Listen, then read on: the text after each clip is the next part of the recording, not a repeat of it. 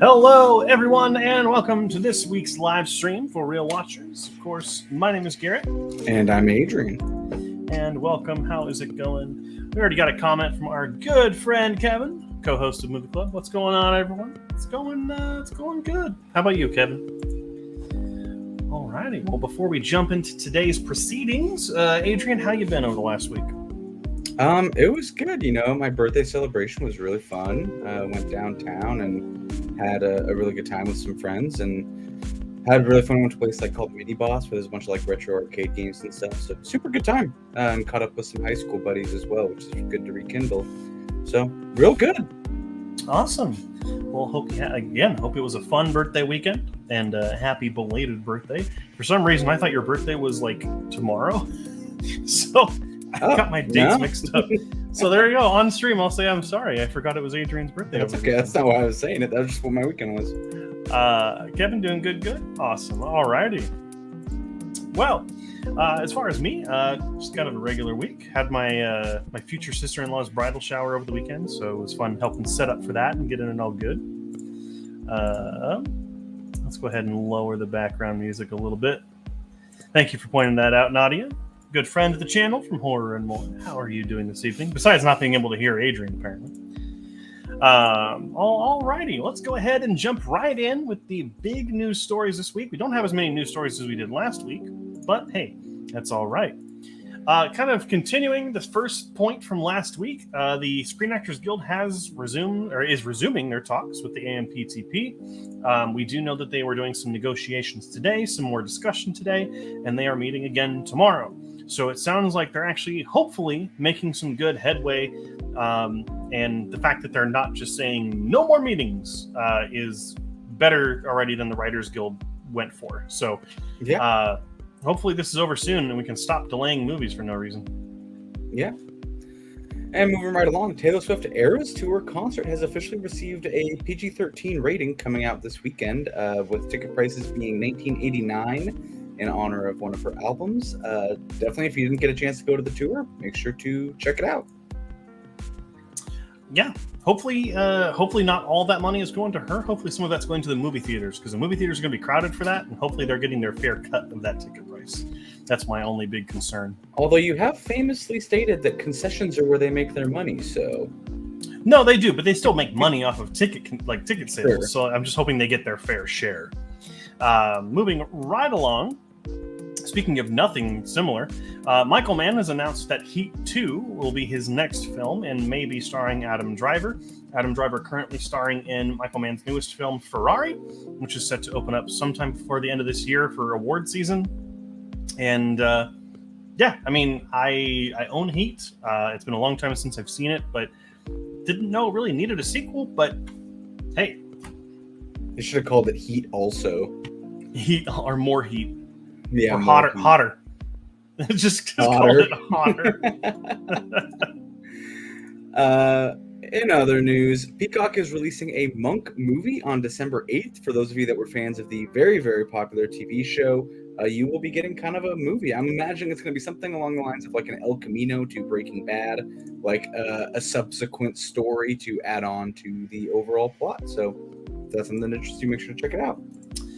Yeah, I know quite a few people who have been fans of the show, and I'm sure they'll be happy to see some more content coming out. It's got the same cast as far as I know, so hey, we'll take what we can get. And then not related news either, Apple TV Plus will be releasing Napoleon's 4-hour director's cut later this year, which, I feel like this is fine. You release the film theatrically and on Apple TV Plus.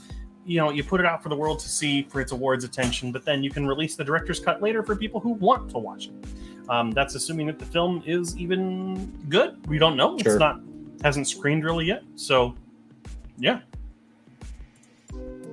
Moving right along, Fantastic Four set to start shooting next year, with casting to be announced when SAG strike ends, which means they've probably already decided it. They're just not allowed to promote it.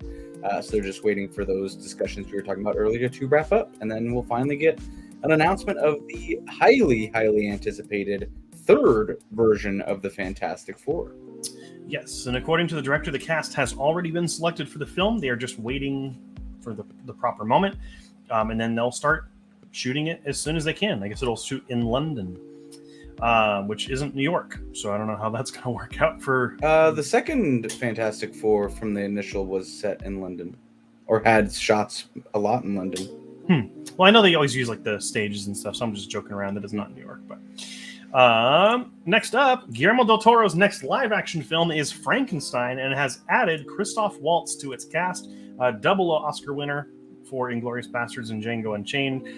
Really cool news. He worked with Guillermo del Toro recently on Pinocchio, so it's glad to see him being reused. He is joining the cast that already includes Andrew Garfield, Oscar Isaac, and Mia Goth, which already is a great cast. So Totally. Very interesting. Guillermo del Toro is kind of turning into one of those people, kind of like Christopher Nolan, who people just want to work with him, as far as I can tell, no matter how small the part is. So, and he has his like set people that are. It's like a team that's starting to form. It feels like. Yeah, and hopefully we'll get some announcement that Ron Perlman is playing Frankenstein's monster or something at some point. In video game news, Borderlands movie is said to have the game's spirit, which to me means nothing. So that doesn't mean anything. I mean, the fact that we're getting any news about this movie after not knowing whether or not it still existed is, I'll take it. Basically, in an interview with Eli Roth, I guess creator of the games, Randy Pitchford, and kind of like the head of Gearbox, was on set the whole time going over the movie, and they would ask like, "Hey, is this something this character would do?" And he's like, "Oh, that's awesome. We should do that in the game." And like they would like go back and forth. So it was apparently a really collaborative process between the studio, the game studio, and the actual production. So it should have the same spirit as the games, or hopefully. But we'll see. Just feel like spirit is such a loose term when you're like. It's not saying, oh, it has its mechanics, or like it feels exactly like it. It's very. It's like saying we'll keep the game in our thoughts. Yeah, exactly. And moving right along, me back to back, but right? Chris Rock will direct Universal's Martin Luther King Jr. biopic. Yeah. That was my mistake. That was supposed to be my story to share. That's all right. Yeah, I mean, hopefully it's not slapped with bad reviews when it comes out. That's feels like a weird combo. Super probably heavy topic and super funky guy. So I don't understand Chris Rock being the pick for directing on that. Like like there's so many other. You never know though. People who actually have directed films. I mean, Chris Rock's only made Spiral, and even then he didn't direct it. So. But jumping to the last story this week, the Five Nights at Freddy's film has already made back its budget, proving how small the budget probably was for this movie. But honestly, if it's already made back its budget, anything that happens with the movie theaters and anything else is just straight profit. So as long as it's successful and actually makes quite a bit of money, which it might, given the size of the fan base for this property, we'll probably see movies for a while. You never know. Yeah, I don't know. I feel like, yes, it made its money back. I haven't heard like any buzz about this since it came. So I'm feeling like it might be dying down already. I think it's going to be a streaming movie. Unfortunately, yeah, because it's coming out on Peacock the same day it releases in theaters, which usually is a sign that the studio doesn't have full faith in it. But we'll have yet to see. So the tagline for this entire channel. We'll have to wait and see. All right, we go ahead and go into some comments real quick. First up, our good friend Joe, Exorcist Believer, getting flamed by reviews, I hear. Yeah, could have told you that. Yeah, it's getting some pretty negative reviews. I think it has a 2.2 on Letterboxd. It's pretty low. I mean, I guess I'm just like, I don't think it ever looked that good. Like, I'm confused. The promise that it held, because apparently it was like the rumors is that it was supposed to be like from the point of view of like multi-religious perspectives instead of just like Catholic or whatever. So I was like, oh, they could go in a lot of different directions with this and kind of show more cultures, but apparently it's just not that good of a movie. Turns out it just had the spirit of the first one. Claptraps in there somewhere. This just goes real quick on that. This just is another one of those things that like I don't get why we have to keep making same property films. Like I don't think anybody was asking for another Exorcist movie. Yeah, but on the flip side, we've all been asking for original films, and we got a great original film with the creator, and no one's going to see it.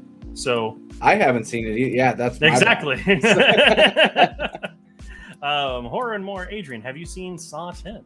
No, I have not. It's probably something that I will watch once it's streaming. Unfortunately, I don't feel like it's a movie theater experience for me, but I have heard it's being received pretty well. Yeah. And I hope to go see it soon. Saw is one of my. No one asked you, Garrett. Yeah, I know. It's one of my guilty. It's one of my guilty pleasure franchises. Our friend Jose, animation or real life for Frankenstein? This one is live action, as far as I know. We have not been told what the next animated stop motion project is for Guillermo del Toro. Matt Walls, I cannot wait for Frankenstein. The moment I heard Mia Goth as a part of the movie, I was like, yeah, it's going to be good. Yeah, Mia Goth has been fantastic, pretty much in everything she's been in. I haven't seen Infinity Pool yet, but she was great in Pearl. I think she was overlooked for any awards attention. Nadia, how has it made its budget if it's not released? There's money that it makes off of like promotional materials and like other kind of merchandise and things like that. And the movie theaters do have to buy the movie to play it. So true. All the and there's theaters also pay for it. Like Universal Studios has a little thing where you can go and see the animatronics. There's like a Blumhouse thing. Like when we go for Universal next week, there is a little thing you can go to. I think Florida also has it, but like there's also merch they can make from that. It's a Universal movie, so they're probably selling things at the parks. There's a lot of different ways they can make their money if it's not out yet. And then finally here, Matt Walls, Five Nights at Freddy's has a $25 million budget. That's actually way more than I thought it would be. 12 million at most. I didn't know it had a $25 million budget. That is way more than I thought. That's pretty healthy. And the fact that it's already made $25 million is saying something. It means they're marketing the film pretty well. People are actually buying stuff from it and it's not even out yet. So, but alrighty. That is going to be it for the news section of today's show. And up next we have the trailers that have come out in the last week. Adrian, has anything really stood out to you from these trailers? Yeah, they were all pretty mediocre for the most part, but honestly, Thanksgiving looks like an insane time. I think that looks like the campiest horror movie to come out in a long time, and I think it sounds like a great time at the theater, so I will definitely be checking that out. It looks terrible in the best way possible. Yeah, I think that's actually probably mine of the week too. I do think The Color Purple looks fantastic, but kind of waiting. I mean, that's kind of expected that it probably will be good. I think The Beekeeper is weird because like how many jobs are they going to take where they make some like mediocre or mundane sounding job into like an assassin? Yeah. Like next week we're going to get the I don't know, the oil change technician. And it's going to be about an oil change technician that shoots people. I don't know. And also, like, Jason Statham has really fallen into that Liam Neeson trap where he's just kind of doing the same movie over and over again. Yeah, but that's actually a bit tough. He's really great, and it sucks to see him, like, only being typecast now. Yeah. And or bad cast, because Meg 2 was just awful. Yeah. But I would say Thanksgiving is probably my one of the week too. I think that for being based off of a trailer on the Planet Terror and Death Proof double feature, and then turning it into a full movie, I think it's really wearing its concept on its sleeve, and it works. Excited. Yeah, the trailer for this works so well. It looks so funny. The only thing that's unrealistic though is I've never seen a town or any kind of thing get that into Thanksgiving. Like Christmas decorations are already up. Like there's no way that this entire town is just devoted to Thanksgiving. We went ahead and had a comment here. Cassidy says, heard great things about the Royal Hotel. Stoked to see it. I haven't heard anything about Royal Hotel. You caught it. Oh, with Julia Garner and yeah. Okay. I did remember hearing something about this. I know it has debuted at a couple of film festivals and hasn't quite come out yet, but I've heard very good things coming out of them. So, same. Excited to see it. Completely forgot what it was until I had to look it up just now, which is bad. Alrighty. Well, moving right along, we'll go ahead and get into the movie review segment where I go over the movies that I've watched over the last week, and there were quite a few because I watched 4 yesterday alone. But up first, I watched this over this last week was Small Soldiers from 1998 and gave it a 68 out of 100. I think this movie takes itself so seriously, and I love it. Sure, it's pretty standard 90s fare, and the human performances aren't always great, but when the movie shines on the toys, it's a lot of fun. This is a guilty pleasure for sure, and you have to marvel at the puppetry and effects for its time. It's harmless fun, but it just isn't memorable enough that I'm going to watch it again. I mean, I might put it on if there's nothing else in the world, which fortunately there's like hundreds of thousands of films at this point. After that, I did go and see The Creator this week, Gareth Edwards' new sci-fi film that came out in theaters, and I think it was pretty great. Pretty good. Not incredible, but pretty good. Give it an 80 out of 100. While the storytelling doesn't break the mold, The Creator is a breathtakingly realized sci-fi world that's begging for more exploration. Besides Barbie, this easily wins my vote for the best-looking movie of the year. It's painful that audiences aren't supporting this film, and after all, they're begging for original films. It's incredibly hypocritical, for sure. After that, I have watched a movie that is now included on my top 150 films video when I make a remake of it, and that is First Reformed, giving it a 98 out of 100. Beautifully shot, masterfully written, and incredibly powerful, First Reformed is an astounding achievement.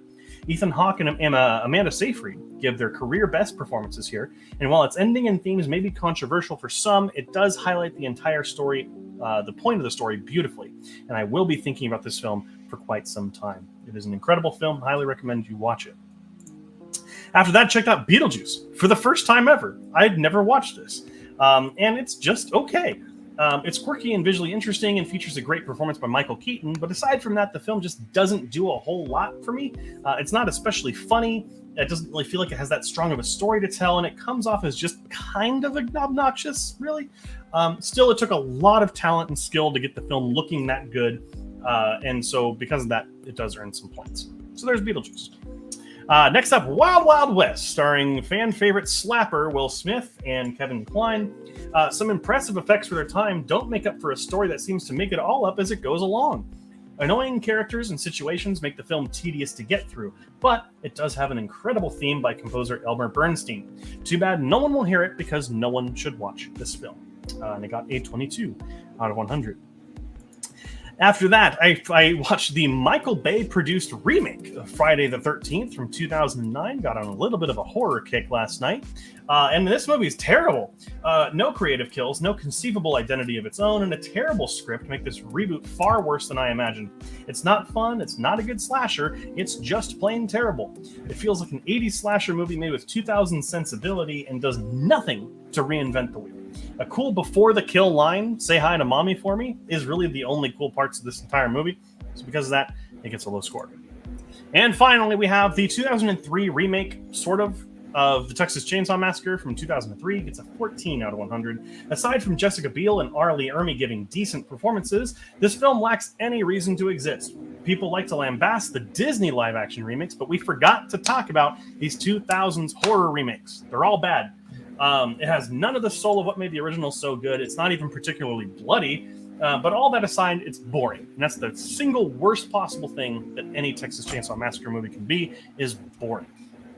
So, now that I'm done complaining about 2000 remakes of horror movies, if you want to see any other reviews, you can follow my Letterboxd right down there to see them as I post them. Some fun stuff? Well, not for me in the time, especially the last couple, but it is what it is. But I feel like The Creator, fair choice. Like, again, I haven't seen it yet, but definitely still makes me want to go see it. It's a pretty good score. Yeah, I also haven't seen Beetlejuice, so fun stuff.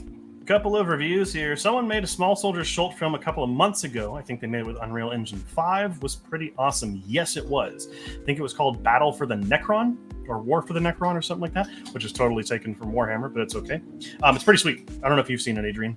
No, I've not. Yeah, it looks real. It's crazy what you can do with Unreal Engine 5. Matt Wall's production, Wild Wild West, is so hated, but I love that movie. It's definitely a guilty pleasure. It was for me when I was a kid, but like now, it's pretty not good. Nadia, I'm going to pretend I didn't see that atrocious review of F-13 remake. The movie's atrocious, not the review. And I'm not the only one out there. But it doesn't mean you can't like it. Matt Walls laughing at that. Our good friend Jose, the antlers kill in the truck for the Friday 13th remake was a good kill. Sure, if that fits your definition for it. Spicy. Hey, it's art. We can all disagree. Well, you know what I mean.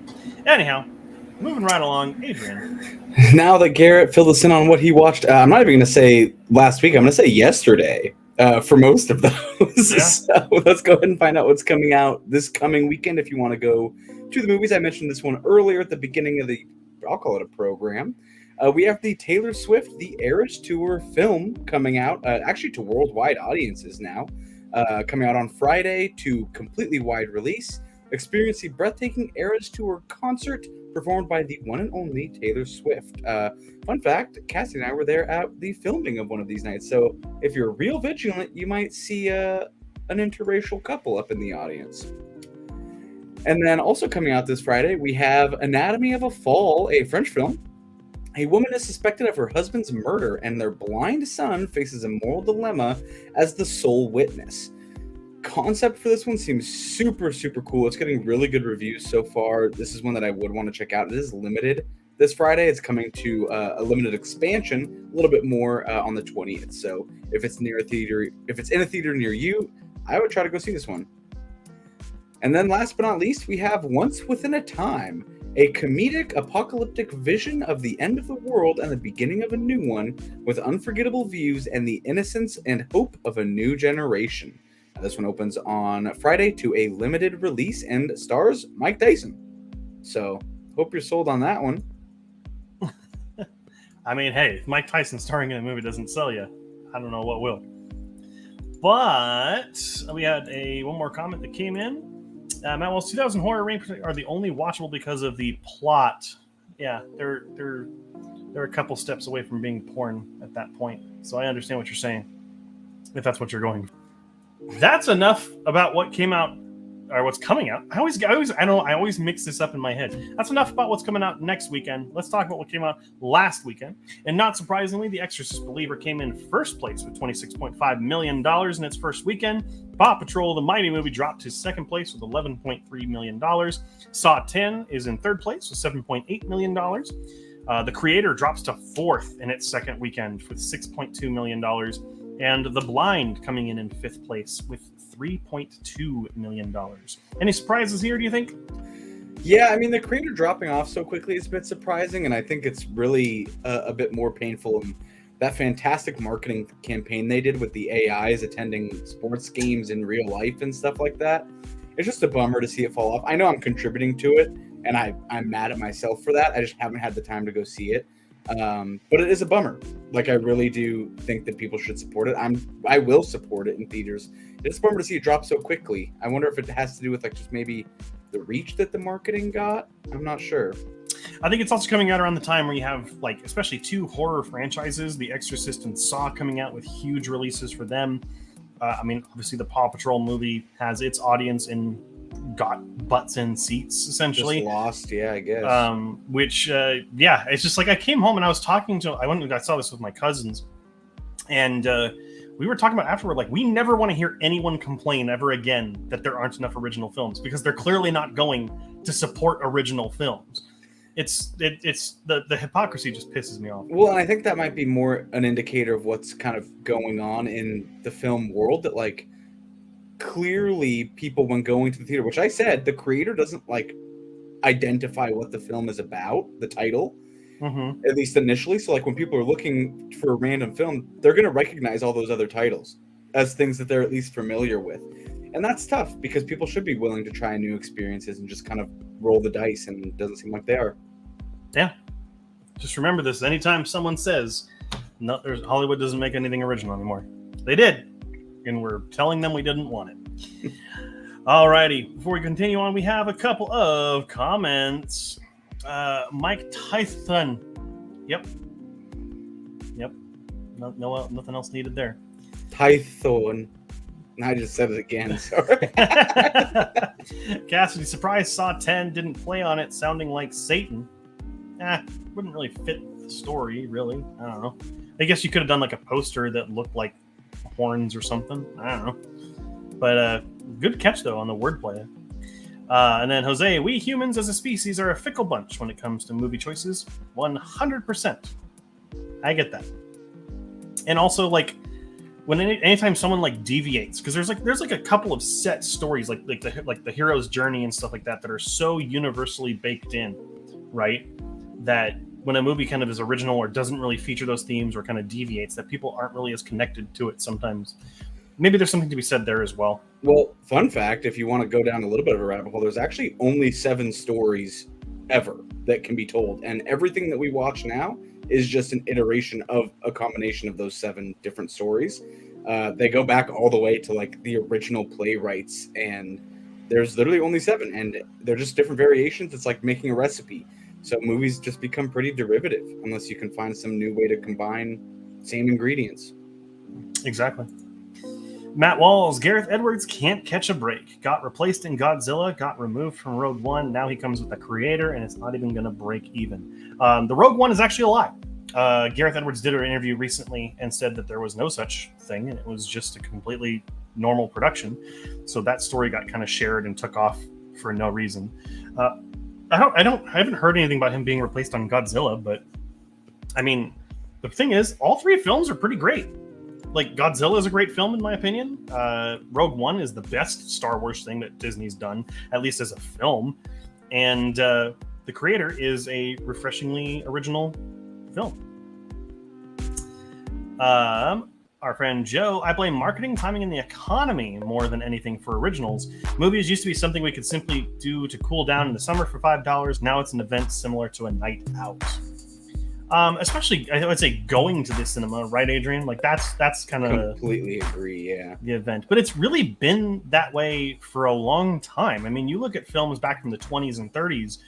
These people were going like you would go see a musical. You're dressing up. You're like, this was an event that you dressed up for, that you went out with, and you experienced a film.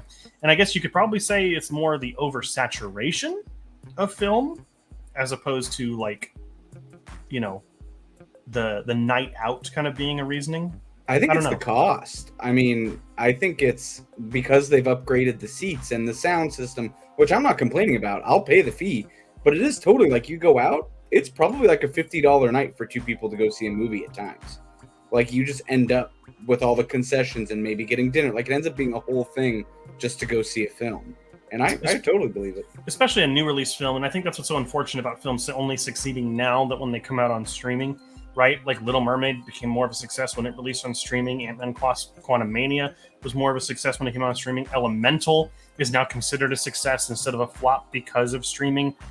It's kind of one of those times that it's just, unfortunately, you know, people can't afford to go to the movie theaters as much as they used to, unless you get a Regal Pass or Cinemark or or membership, AMC or whatever, which you should, because it's great. If you go to the movies any kind of like twice a month, it pays itself off. Anyhow, we have heard the music change, and it is time for our favorite part of the day, and that is, of course, going to be the Wheel of Fate. Every week we select a couple of films that we get to watch and have fun with. Actually, I do. I get to watch them and try to have fun with them sometimes. Sometimes they're good, sometimes they're not. It depends, because it's all my point of view. But this week, we are only going to be selecting 2 films. I do not have... Actually, I don't even know if I should select the movies, but we're going to do 2 this week, because I have a really busy week ahead of me this week and next week. So we'll do 2 movies this time. So go ahead, get those ideas in. Adrian will tell you when you're cut off. But until then, let's go ahead and talk about the movies that I watched last week. Last week, the first movie that won the wheel spin was House of Darkness from 2022, and it got a 43 out of 100. This film earned some points for having an interesting premise. It's a look at the misogynistic practices men exhibit while trying to hook up through a horror lens. While its premise is unique and Kate Bosworth gives a good performance, the film ends up being totally forgettable and boring. The dialogue is painful at times, hitting you over the head with its examinations, and the film just feels long, even at 88 minutes. So it does lose quite a few points there, but still has an original premise, which earns some points from me. After this was the long-requested romance film, The Age of Adeline. Our friend Danelle had been recommending this movie for forever, and it finally got picked, and it gets a 58 out of 100 from me. Blake Lively gives one of her best performances, and there are some incredible scenes, but they ultimately don't do much to lift a mediocre romance narrative. Excuse me. The idea is unique and interesting, but I just don't feel like it really executed on the possibilities that a story like this could have had. And it also just feels pretty formulaic. I feel like I could have seen most of the twists and turns coming a mile away, and I hadn't even seen the film yet. So, kind of indications of a film that's just kind of mediocre. Not bad, just mediocre. And lastly, our friend Nadia from Horror and More recommended one of her favorite films, which is Bride of Chucky, and I can see why it's one of her favorites. This is a total guilty pleasure film of mine, and will be joining the Halloween watch list. Bride of Chucky is a so bad that it's good film. It's campy, weird, funny, and violent. It's also just not very well made and has some poor editing choices, but it doesn't matter. The movie is fun enough and just crazy and wacky enough that it just kind of overshoots a lot of those complaints for me and earns a guilty pleasure status. And I will say thank you, Nadia, for choosing that film. So, that was it for last week. And Adrian is muted. I cannot hear him personally. Cutting off now. There you go. No more submissions. Right. Welcome. Cutting I'm off for those last trickles, though. There is a bit of a delay, but no more. Cool. Alrighty. So we have quite a few recommendations again, which is pretty wonderful to see. Alrighty, we will be selecting 2 this week due to how busy I am over the next week. Just a reminder.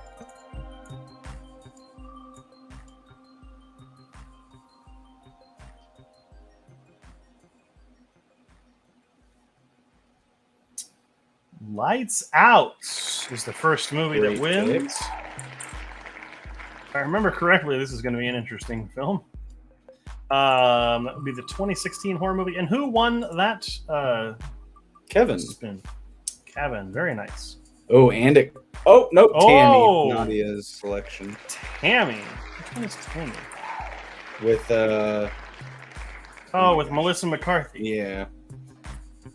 Oh, interesting. We come to you, my friend of friends, Melissa McCarthy.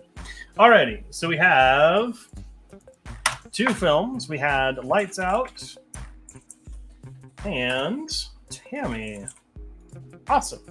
So those will be the 2 films that I'll watch over the course of the next week when I have time to, and we'll get reviews of those in.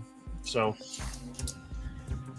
well, awesome. Let's go ahead and jump into some of these comments real quick. Oh, and looks like we had our good friend Adrian over here comment for us. Child's Play 2. At some point, I will do the entire franchise. We'll do that. Freddy vs. Jason, I have already viewed. That is on my Letterboxd. I'm looking through to see if there's any other that stand out. Jungle Cruise, I have already reviewed. That is on my thing. I think we said Secret Life of Walter Mitty last week. We have already seen that. Was reviewed on the podcast. Danelle says, I'll take it. Alrighty. Cass was only suggesting Joseph Gordon-Levitt films. That's an interesting... Wait, Joseph Gordon-Levitt, he wasn't in Jungle Cruise. Well? Emily Blunt. Yes. Have you reviewed Secret Life of Walter Mitty already? Yes, I have. We reviewed it on the podcast, and we talked about it last week. Cassidy, why such a busy week ahead, Garrett? Well, this week, I will be leaving on Friday for my brother's bachelor party, which is going to be fun. A fun weekend in Vegas. Get back on Sunday at some point, and then next week we'll have a wonderful trip with actually friends in the chat here. Nadia from Horror and More, our good friend Kevin, co-host of Movie Club, and our friends over at Fans of Something. We'll all be going over to... there's a cat in the background, apparently. We're going over to Halloween Horror Nights at Universal Studios in Los Angeles. We'll be doing that on Wednesday next week, and then immediately after that, we'll be going to Not Scary Farm. So it's a horror week. Oh, I see. Wrong. I don't know what this is in relation to. It's to the Joseph Gordon-Levitt thing. Oh. And then I said Emily Blunt, but it sounds like it's still wrong. That is Nadia's favorite movie at Cassidy. Which one were... Oh, The Visit. Gotcha. 500 Days of Wrong. The Dark Knight Wrong. Adrian getting flamed over here. Val's BTW, hey, what's up? Hello, we have our first comment from Twitch. How's it going?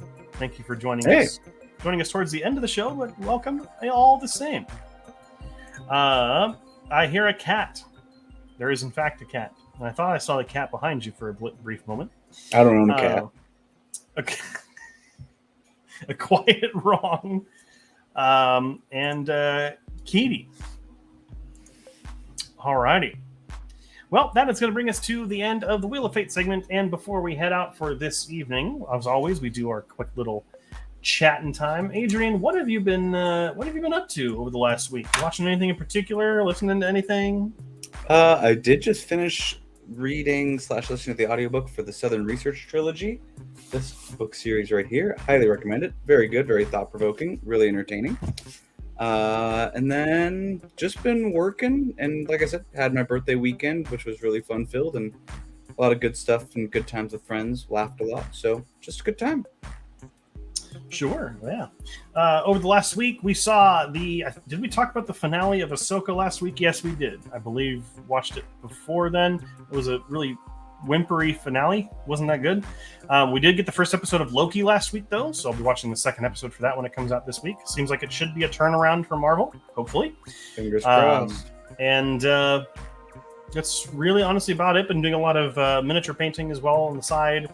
Working on a couple of other scripts for the YouTube channel, because what's awesome is that the 150 films video that we've talked about a couple of times on this channel has just hit 2,000 views. Crazy. Which is crazy that we hit that many. I didn't even think we'd hit 1,000. So thank you guys so much for watching and supporting it. It's our most viewed video ever. The next video behind that is a quarter of that.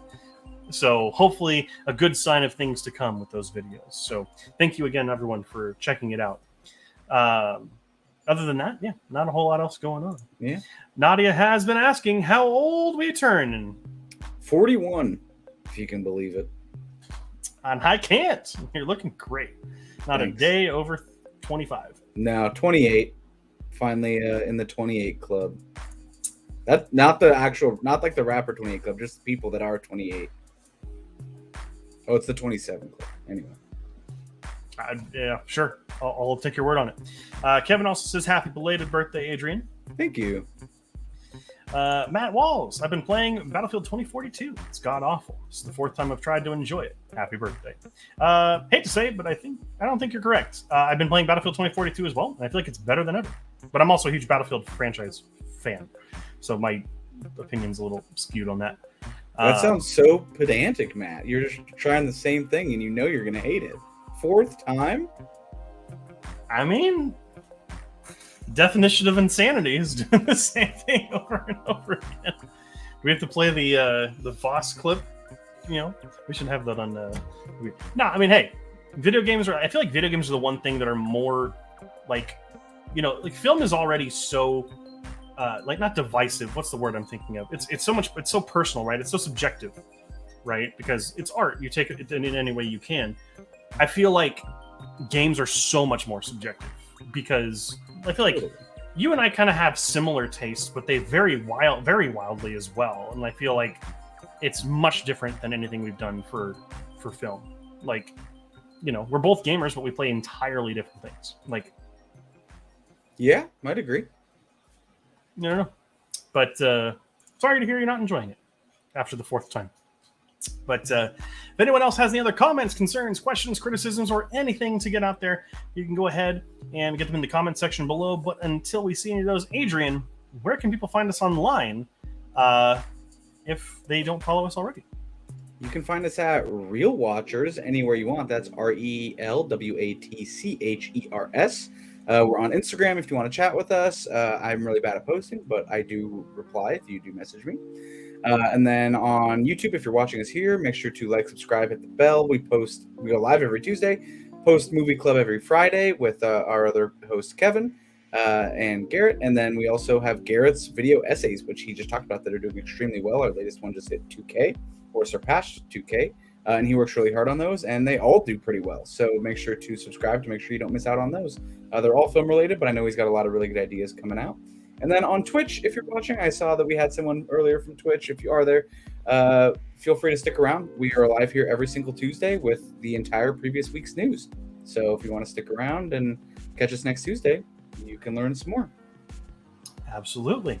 Yes, so we actually do have the new movie club episode that came out last week. We covered what was last week? Oh my gosh, it's going to drive me nuts. I can't remember. We've done so many, but Children of Men. Yes, Children of Men was the one we had come out last week. Really fun video talking about a really cool movie that not a lot of people have seen. So if you're looking for something that's light on sci-fi but heavy on the drama and heavy on the thriller aspects of it, highly recommend Children of Men. Could not recommend. Also a very cool visual movie, very unique, like tones and colors, gambit and stuff, especially for its time. Really cool film. There's also a really, really iconic one shot in a car scene that is well worth checking out. Looks like a one shot, even though it does cut. When you know where it is, it's kind of hard to see that there's not a cut there. But the movie club that is coming out this week is, like we said last week, that we had talked about the film last week, and that is because this week we were watching The Exorcist, and that is going to be the movie club that comes out this Friday. So make sure you're subscribed to the channel so you don't miss it. And the week after that, I mean, we don't know what it is. I mean, we got to. What's in the box, right? If you know what that is, you know what next week is. Both coming in some comments here. Matt Walls. Oh yeah, Children of Men video was really good. Thank you. That was a lot of fun to talk about. That film is very dense. So again, if you haven't seen it already, you should. Or yay, go Wheel Water Real. How I'm messing it up. Wheel Rotchers. Oh my gosh.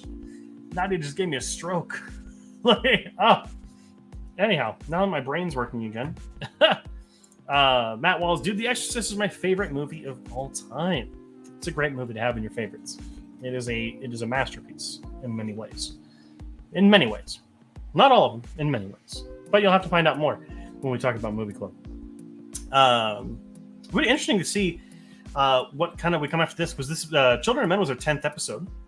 So, we're moving right along. And it's always funny because we try and pick movies that are on the top 250 of IMDb or of Letterboxd. And it's funny to see how different Letterboxd is from IMDb, right? Interesting. Like, the IMDb one has a lot more of like your popular, like, best pictures of all time, right? Like Raiders of the Lost Ark is on there. Avengers Endgame, Avengers Infinity War is on there.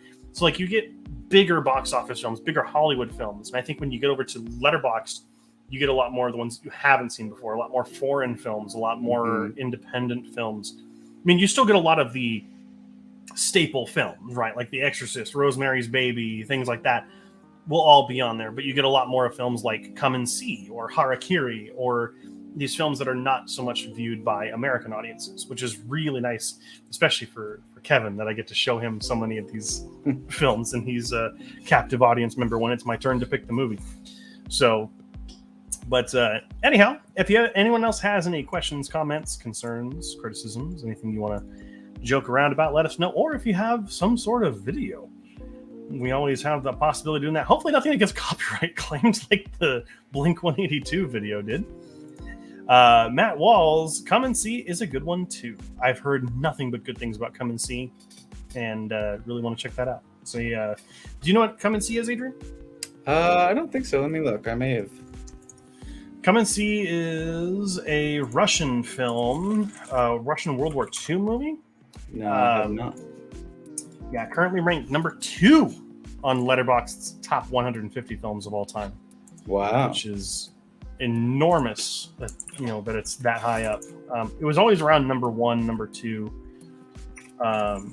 in that kind of region. I want to see where it is on IMDb's real quick. Number 91 on IMDb, so you can see a lot of the difference again, right? It's not all the way on there. And I'm actually curious. Okay, so The Dark Knight.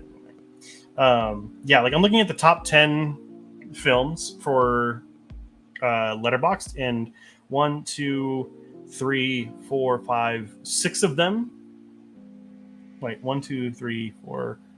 Yeah, 6 of the top 10 are not American films. Very cool. Pretty insane. Matt Wall says it can be hard to watch in some areas. I've heard. I've definitely heard it is definitely I think it's from what I can understand, it's as close to a horror movie as a war film can be, without like diving fully into the horror genre. Sure. So, kind of like a what's that movie, Overlord, or there's the one with like the World War II soldiers in the haunted house or whatever. Like you don't, it's not jumping the shark into that part of the genre. It's more so like the horrors of what people can do to each other. But cool. Well, thank you everyone so much for joining us this week. We actually looks like we are going to be heading out a little early. So we will see you same time, same place next week here at 7 p.m. Pacific Standard Time on YouTube and on Twitch. And again, you can check out our newest episode of Movie Club coming out this Friday for The Exorcist, and whenever the next video essay comes out, because the next month is going to be pretty busy for me. So we'll see when I'm able to do it. But thank you so much for watching. And until next time, keep your eyes on the screen. Have a good weekend or week. One of the two.